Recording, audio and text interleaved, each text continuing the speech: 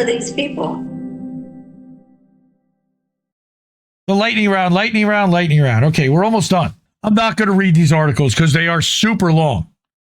But there are a couple of things that I wanted to point out within these articles that I did, and I'm going to link these so you can go to them and read them. This one alone is like a 30-minute read by a Lily Bit.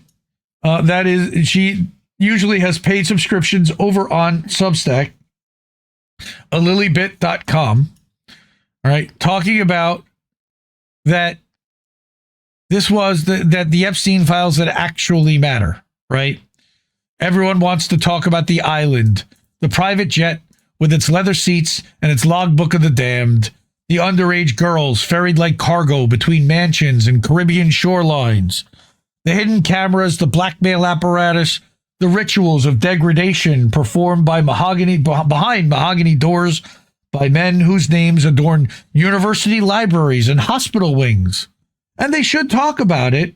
What transpired on Little St. James and Big St. James and at Zorro Ranch and in Palm Beach, etc., okay, was a theater of predation so methodical, so insulated by wealth that its very existence constitutes an indictment not merely of the perpetrators, but of every institution that averted its gaze for decades. But here's the thing. Here's the trap in the revulsion. The more intensely you stare at the depravity, the less clearly you see the architecture that made it possible. Because Epstein was not, in any primary sense, just a predator who happened to accumulate powerful friends.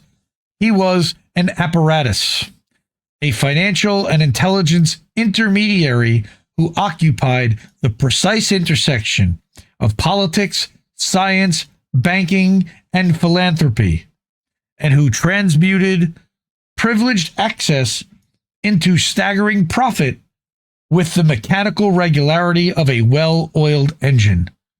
The trafficking was not the business. The trafficking was the collateral. The island wasn't the product. The island was the insurance policy. The actual commodity, the thing that generated the returns, that oiled the gears of a network spanning continents and decades, was information. Raw, unprocessed, exquisitely timed information. Who was about to sign what treaty? Which bailout was being negotiated behind which closed door? What emerging technology could be monetized before the broader market understood it existed? And the ability to act on that information while the rest of humanity was still reading yesterday's newspaper was the key. So, I want you to go and read this article. Again, it's super long and details a lot about the machine that still exists today. All right, that Epstein was just a purveyor of at one point. But it wasn't the only Epstein silly related article this week.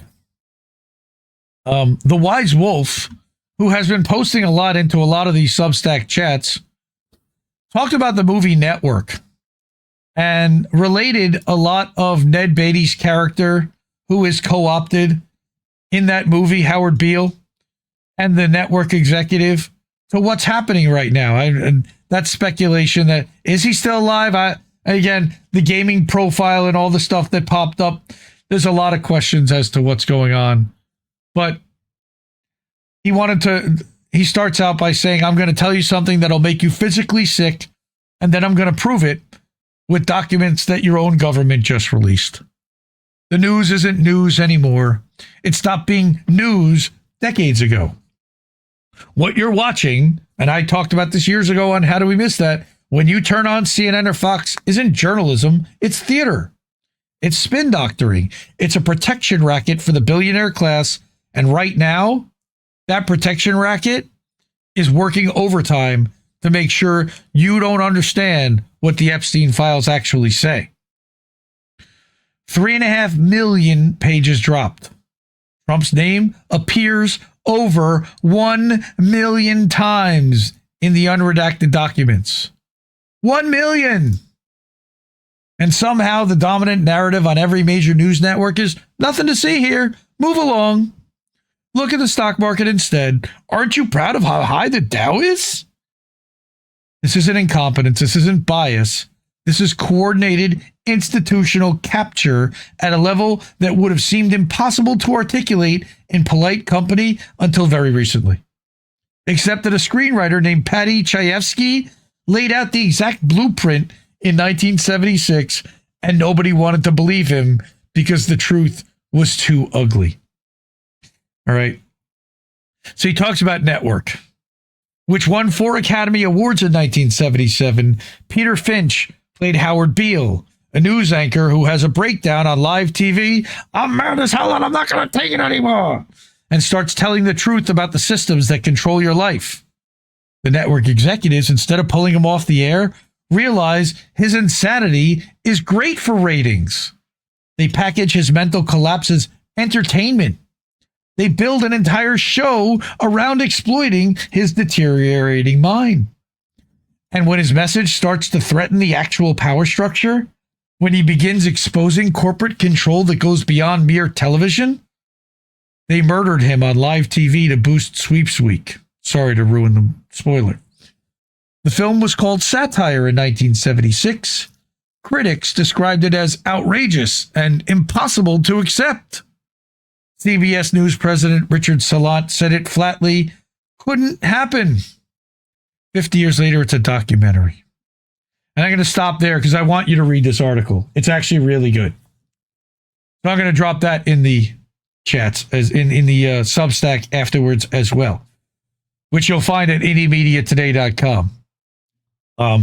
It'll publish, I'll update the current post about the live stream alert with all the links, and then update that tonight after the show's over. And then tomorrow, when I publish the podcast version of this in video, there'll be a link to that post in the podcast. So I also wanted to do one thing, which I've never done on this show, which is that the Corbett Report, Indie Media Award honoree James Corbett and the Corbett Report. If you're not subscribed, by all means, please go to the Corbett Report, go to CorbettReport.com and subscribe. Follow him on Substack. Subscribe to the Corbett Report everywhere you can. They're back on YouTube. They're on Rumble. They're everywhere. James Corbett, back in 2011, for the 10-year anniversary of 9/11, made a video called 9/11, A Conspiracy Theory, which to me is one of the greatest videos that's made in the history of the internet. And we're gonna go through it. It lays out in 5 minutes specifically why you should question everything about that you were told about 9/11 if you still believe whatever you believe. You know, the official story that we were told initially. So, before we do that, I'm going to full screen this, and then I'm going to do this to show my full screen, and we're going to hit play.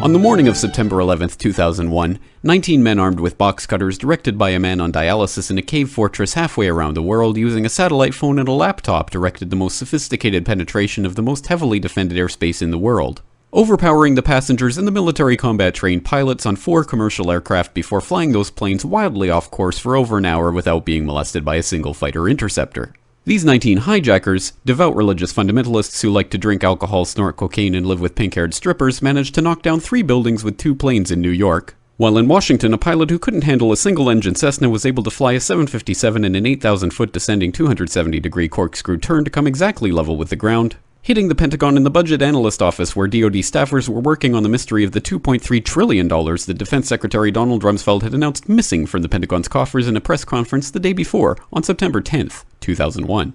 Luckily, the news anchors knew who did it within minutes. Osama bin Laden. The pundits knew within hours. Osama bin Laden. The administration knew within the day. Terrorists who committed these acts and those who harbor them.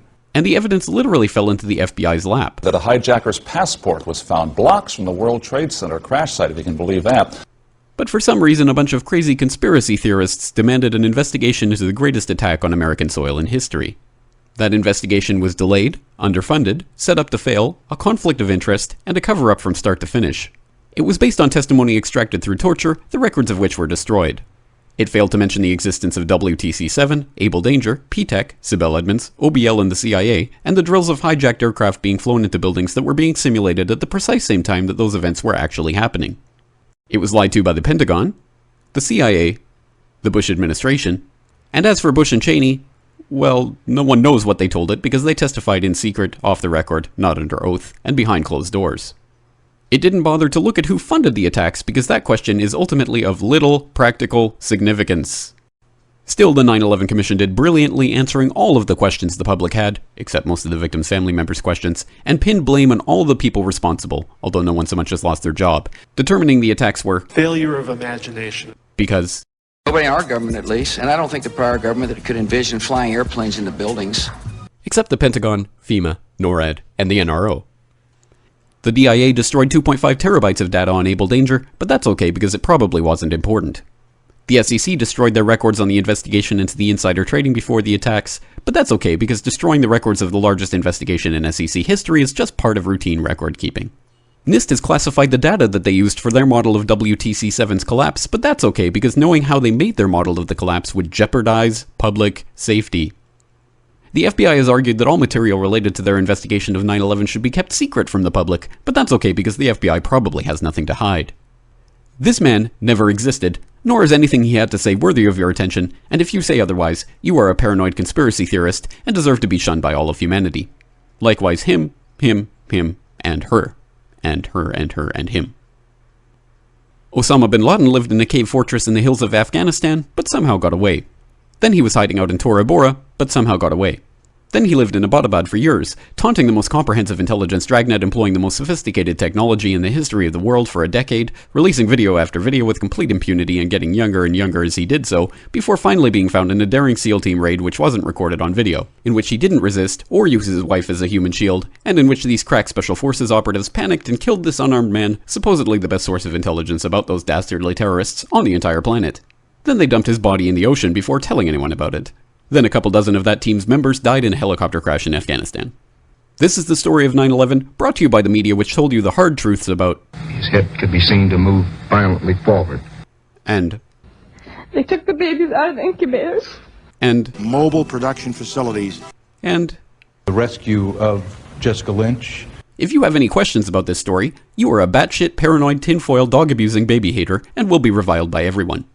If you love your country and or freedom, happiness, rainbows, rock and roll, puppy dogs, apple pie, and your grandma, you will never ever express doubts about any part of this story to anyone. Ever. This has been a public service announcement by the Friends of the FBI, CIA, NSA, DIA, SEC, MSM, White House, NIST, and the 9/11 Commission. Because ignorance is strength.